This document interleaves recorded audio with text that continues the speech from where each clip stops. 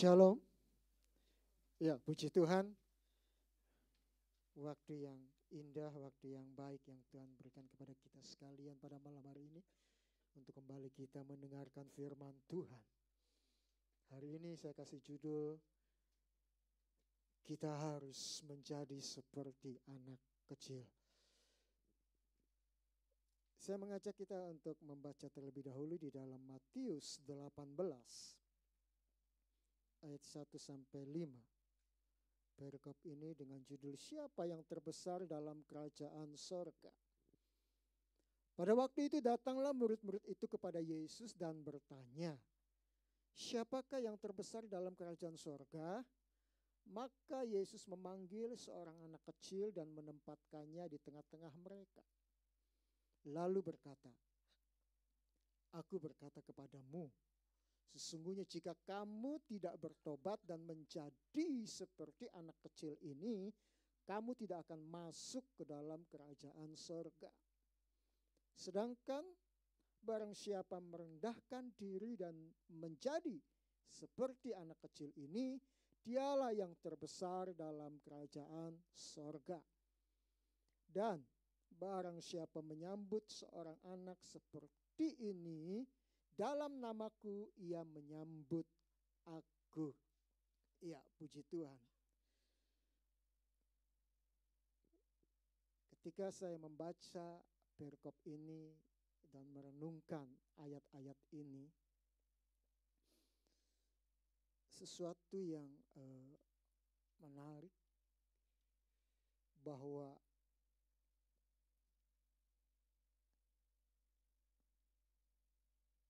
murid-murid Tuhan ini sepertinya kurang empati.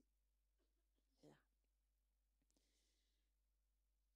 Pada ayat 1 dikatakan murid-murid itu datang kepada Yesus dan bertanya, Tuhan, siapakah yang terbesar dalam kerajaan sorga?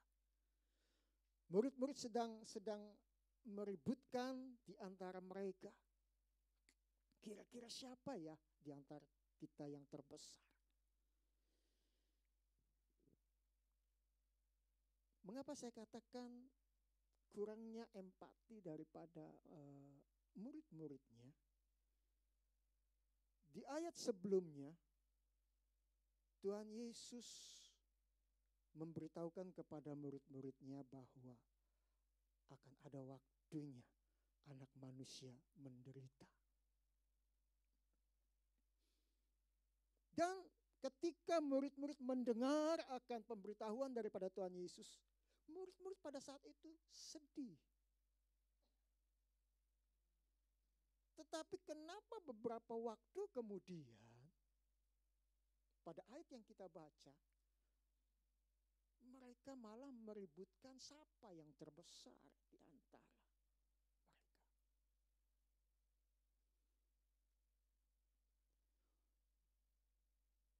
Saya yakin ketika murid-murid meributkan perkara ini, Tuhan Yesus sedih.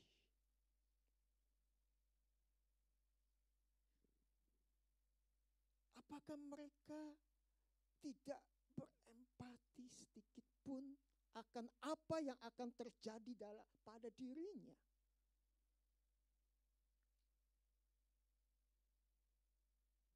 Padahal Tuhan Yesus sudah jelas mengatakan, menyampaikan kepada murid-muridnya, ada saatnya dan tidak lama lagi anak manusia akan menderita. Artinya ada waktunya dan tidak lama lagi Yesus akan masuk ke dalam penderitaan. Dan pada ujungnya dia akan disalibkan. Saya kira apa yang dibutuhkan Tuhan Yesus pada saat itu adalah bagaimana murid-muridnya bisa mendukung, mensupport. Tetapi yang terjadi, mereka malah meributkan. Tuhan, siapa yang nanti akan terbesar di dalam surga? ketika saya membaca ayat-ayat ini, saya renungkan. Dan bisa jadi apa yang dilakukan murid-murid Yesus pada saat itu juga mungkin saat ini kita lakukan juga.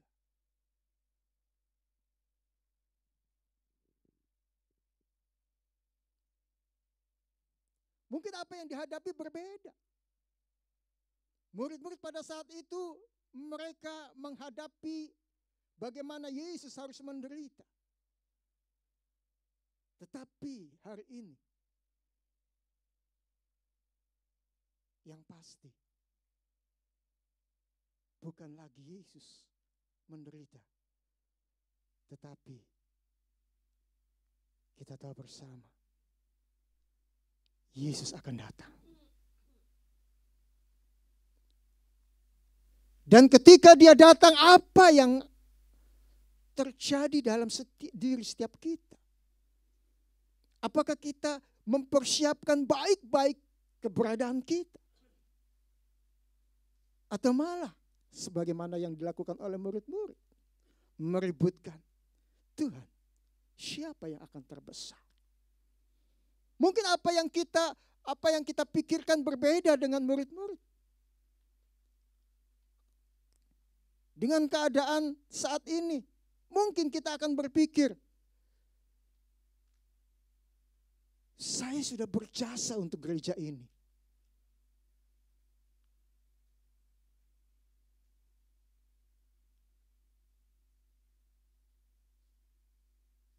Kalau tidak ada saya, gereja ini bubar.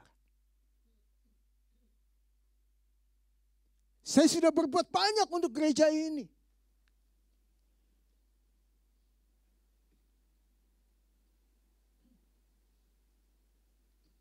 Tapi mungkin saat itu,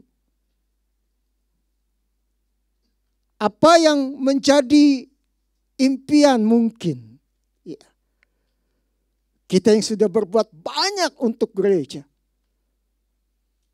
sekiranya mungkin kita memperoleh penghargaan, memperoleh sanjungan. Sepertinya tidak beda dengan apa yang dipikirkan oleh murid-murid pada saat itu. Tapi tentunya firman Tuhan hari ini kembali mengingatkan kepada kita. Kalau firman Tuhan pada hari Minggu kemarin yang disampaikan oleh Bapak Paulus Puranto. Ada banyak gereja saat ini kehilangan fokus kepada Tuhan Yesus. Mereka lebih berfokus kepada gerejanya. Wah, gerejaku besar, gerejaku mewah. Jemaatnya banyak. Mereka kehilangan fokus. Dan mungkin di tempat ini juga ada banyak orang-orang yang kehilangan fokus. Fokusnya bukan lagi kepada Tuhan Yesus, tetapi fokus hanya kepada hal-hal duniawi. Dan saya merenungkan akan apa yang diributkan oleh murid-murid pada saat itu. Sepertinya tidak beda apa yang terjadi pada gereja Tuhan hari-hari ini. Kehilangan fokus kepada yang sesungguhnya yang seharusnya kita tuju. Ketika kita datang ke tempat ibadah, ketika kita beribadah, ketika kita memuji, menyembah nama Tuhan.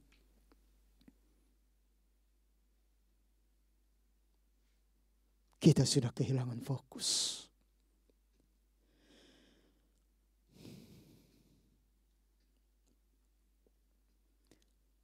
Makanya untuk menyikapi kondisi itu,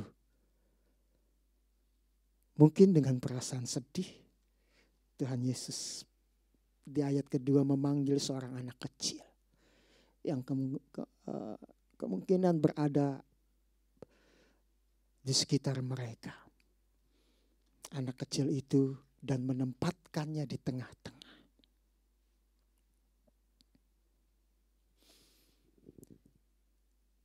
Kenapa harus belajar kepada anak kecil?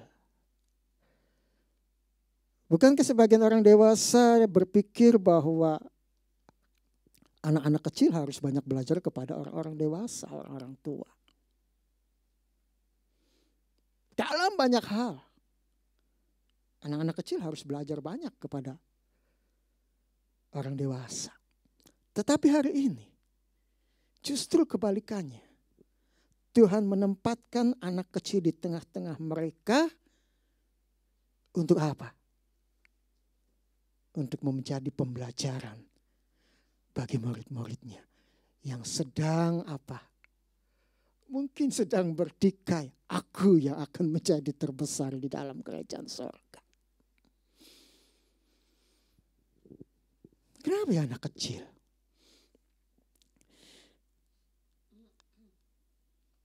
Kalau kita memaknai, barangkali anak kecil kalau kita maknai dengan sungguh-sungguh sebagai seorang anak kecil, ada dua ya. Yang pertama kalau kita maknai sungguh-sungguh anak kecil, di sana umumnya sifat anak-anak itu, anak kecil itu masih polos. Dia apa adanya. Anak kecil itu umumnya lebih jujur. Dan pola pikir mereka sederhana. Dan watak mereka pun kebanyakan umumnya periang. Ya. Ini adalah sifat pada umumnya anak-anak kecil.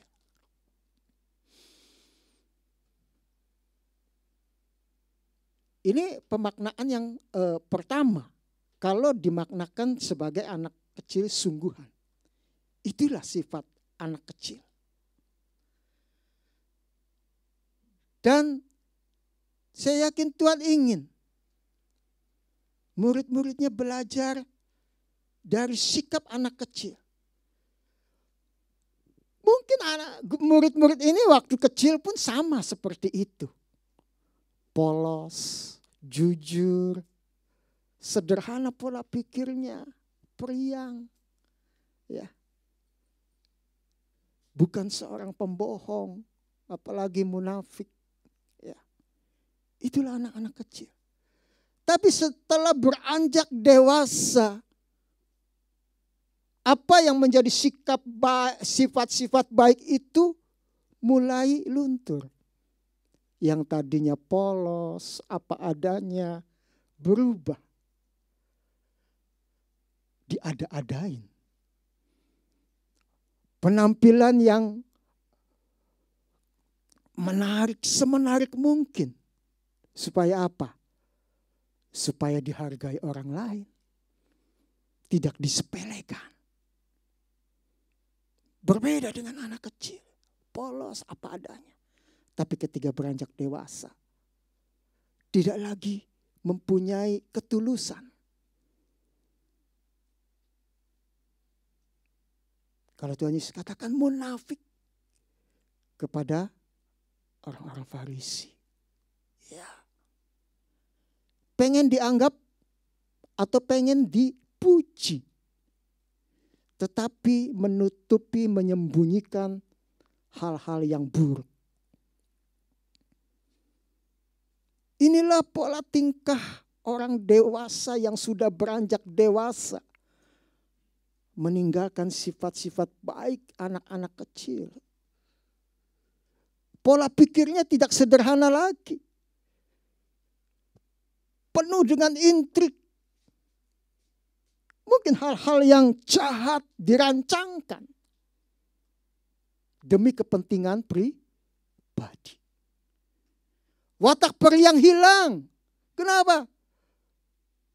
Mungkin ada banyak pemikiran-pemikiran yang jahat timbul dalam hati sehingga membuat atau menghilangkan sifat-sifat periang itu menjadi serius, pendiam.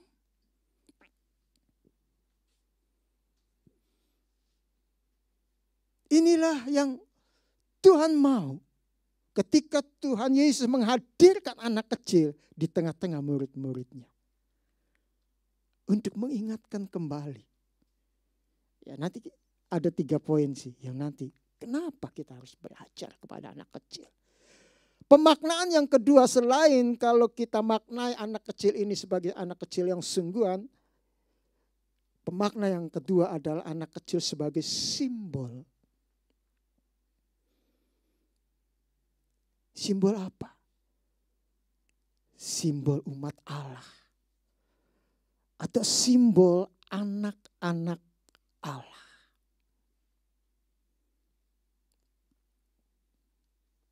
Jadi ketika Tuhan Yesus menempatkan anak kecil di tengah-tengah mereka, ini memberikan simbol. Seberapa dewasanya kita, seberapa mungkin usia kita sudah lanjut. Tetapi di hadapan Tuhan, kita ini adalah anak-anak Allah.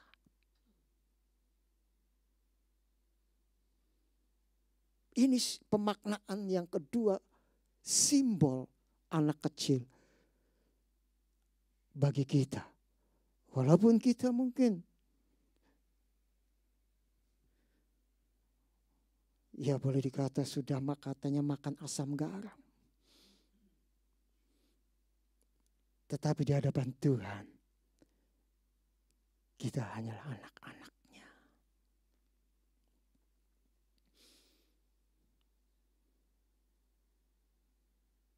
Lalu, kenapa kita harus belajar dari anak kecil?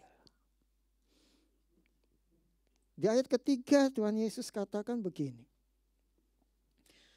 Aku berkata kepadamu, sesungguhnya jika kamu tidak bertobat dan menjadi seperti anak kecil ini, kamu tidak akan masuk ke dalam kerajaan surga. Jadi kalau kamu tidak bertobat dan menjadi seperti anak kecil ini, kamu tidak akan masuk dalam kerajaan surga. Boro-boro menjadi yang terbesar. Apa yang diributkan murid-murid adalah Tuhan Yesus. Siapa nanti yang akan terbesar di sana? Tetapi Tuhan Yesus dengan tegas. Kalau engkau tidak bertobat, tidak menjadi seperti anak kecil ini, jangan kata kamu menjadi terbesar. Masuk dalam kerajaan sorga saja tidak. Ini satu pernyataan tegas yang Tuhan Yesus sampaikan kepada murid-muridnya. Tuhan ingin murid-muridnya bertobat dan kembali kepada sifat-sifat seperti anak kecil tadi yang saya sudah sampaikan. Sifat-sifat yang apa adanya, jujur, sederhana, tulus.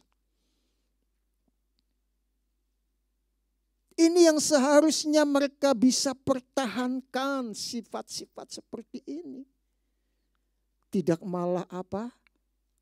Meributkan. Siapa nanti yang terbesar? Siapa yang terhebat? Siapa yang dapat mahkota paling besar? Siapa yang dapat upah paling besar? Tuhan ingin murid-muridnya mengingat kembali. Mereka harus mempunyai pemikiran yang benar. Tidak lagi memikirkan untuk dirinya. Tetapi kembali. Bagaimana sifat-sifat anak kecil ini. Sifat-sifat yang jujur, yang polos, yang tulus. Yang sederhana. Karena memang tidak punya kepentingan yang mungkin kepentingan yang tidak baik. Makanya Tuhan katakan bertobat. Bertobat. Ya. Kalau kepada orang Farisi dengan tegas sekali. Celakalah kamu. Kamu seperti kuburan yang dilabur putih. Tetapi di dalamnya busuk. Tuhan tidak ingin anak-anaknya, murid-muridnya menjadi orang-orang yang munafik. Di luar tampak baik. Tetapi sesungguhnya di dalam hatinya busuk. Oleh sebab itu Tuhan Yesus tempatkan anak kecil di tengah-tengah mereka. Dan hari ini tentunya firman Tuhan ini juga menjadi pengingat bagi kita. Agar di tengah-tengah kehidupan kita sebagai orang-orang percaya untuk tetap memiliki hati yang tulus, hati yang baik. Tidak punya untuk kepentingan pribadi kita yang justru akan mencelakakan orang lain. Mari kita tetap fokus kepada Tuhan Yesus. Hal yang kedua yang Tuhan Yesus sampaikan, ayat keempat. Sedangkan barang siapa merendahkan diri dan menjadi seperti anak kecil ini, dialah yang terbesar dalam kerajaan surga. Siapa yang merendahkan diri?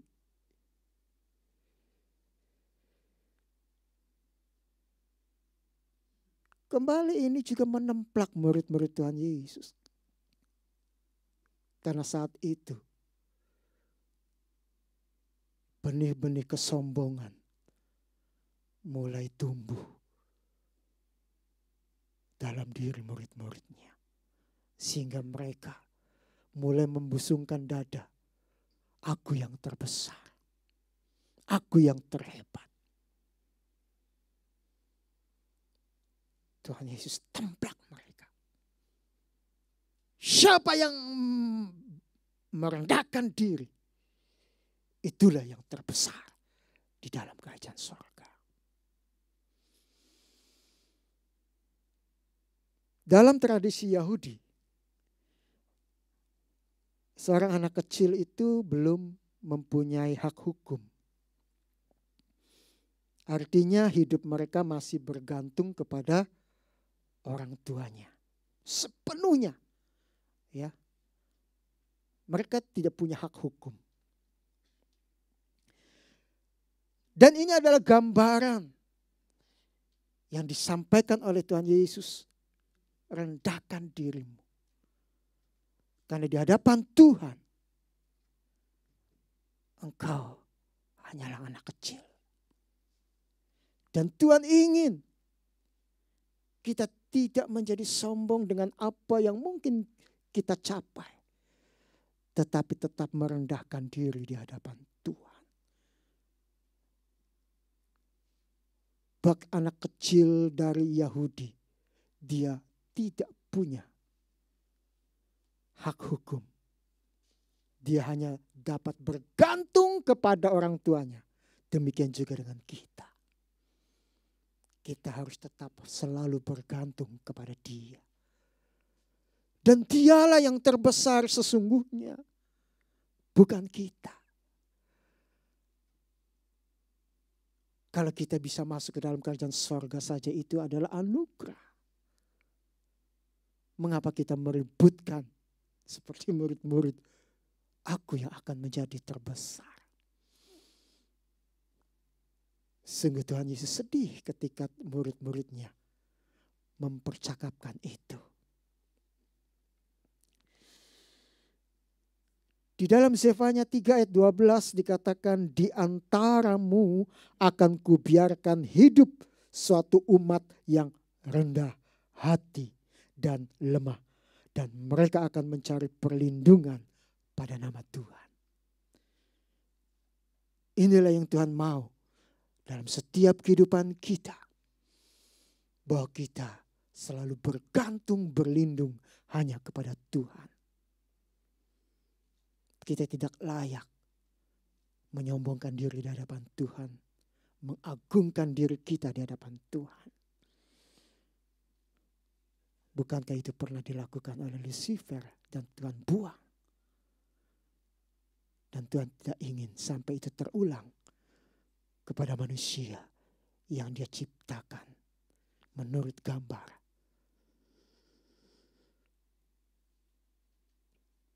dirinya. Hal yang ketiga, kalau kita membaca ayat kelima. Dan barang siapa menyambut seorang anak seperti ini dalam namaku, ia menyambut aku. Artinya dalam ayat kelima, Tuhan ingin murid-muridnya mau menerima, menyambut anak-anak kecil ini. Kalau boleh digambarkan, anak-anak kecil ini adalah anak-anak yang lemah, orang-orang yang masih lemah, tidak berdaya. Mereka adalah orang-orang yang bergantung kepada orang tuanya. Dan inilah yang Tuhan mau dari murid-muridnya, agar mereka mau menerima, menyambut, melindungi anak-anak kecil ini. Artinya, Tuhan ingin setiap kita orang-orang percaya yang sudah ditebus, sudah beroleh anugerah keselamatan dari Tuhan, yang beroleh kasih karunia Tuhan, kita juga harus siap untuk menengok di sekitar kita ketika ada mereka yang lemah, mereka yang dalam kesulitan, mereka yang membutuhkan pertolongan. Disitulah Tuhan inginkan kita hadir, menyambut mereka, melindungi, menerima mereka, memberikan apa yang mungkin bisa kita kerjakan untuk menolong mereka. Inilah yang Tuhan mau dari kehidupan murid-muridnya. Dan tentunya untuk kita sekalian. Bagaimana kita menjadi orang-orang yang siap menerima. Yang hadir ketika ada saudara-saudara kita yang dalam kesulitan. Membutuhkan pertolongan. Inilah yang Tuhan mau. Bagaimana Tuhan ingin kita bertobat kembali.